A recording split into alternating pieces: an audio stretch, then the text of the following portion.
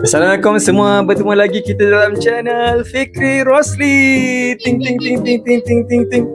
Okey, dah lama kita tak bersiaran. Hari ni kita ada satu konten. Tapi sebelum tu, perasan tak perubahan saya?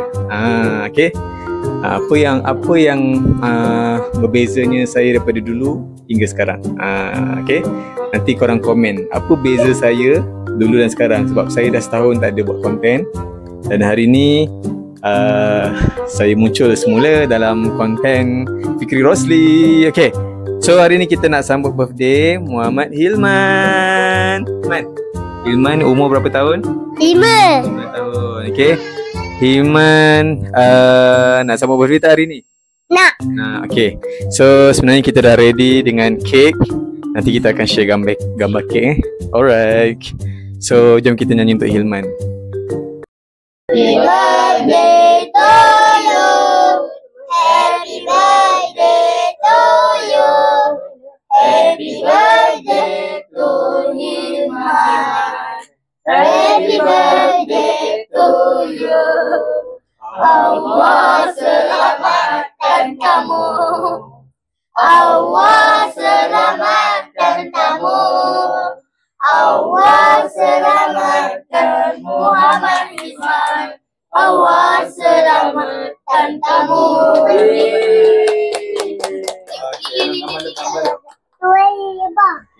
Gambar dulu.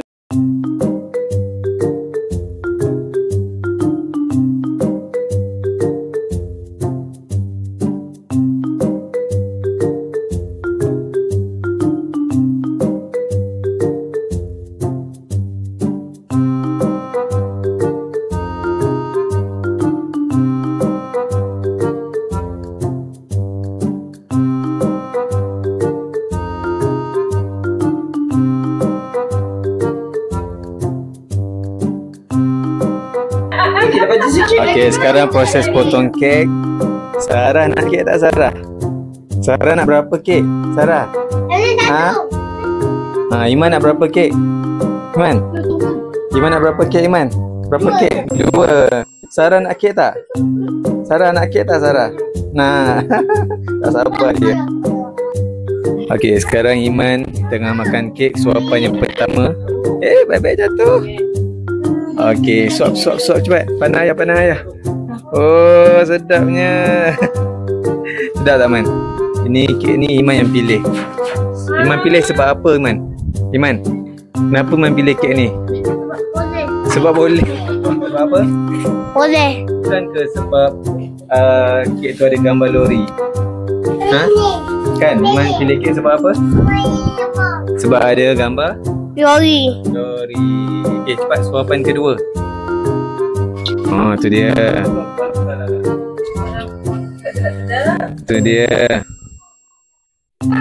Oh, bismillah, sedap ni Iman. Untung Iman kecil-kecil dah dapat kek. Kan?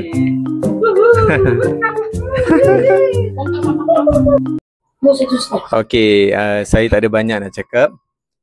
Sepenuh birthday Hilman ni, kita sama-sama doakan supaya Hilman jadi anak yang soleh. Lepas tu cemerlang di sekolah nanti, cemerlang dekat dunia, cemerlang dekat akhirat, kan? Iman kan? Nanti Iman ada pertandingan bola Iman kan? Nanti Iman kena bagi gol tahu? Okay, so rasanya tu sahaja konten kita pada kali ini. Konten pendek, harap anda semua terhibur. Jumpa lagi. Assalamualaikum. Bye. Bye birthday boy. Bye.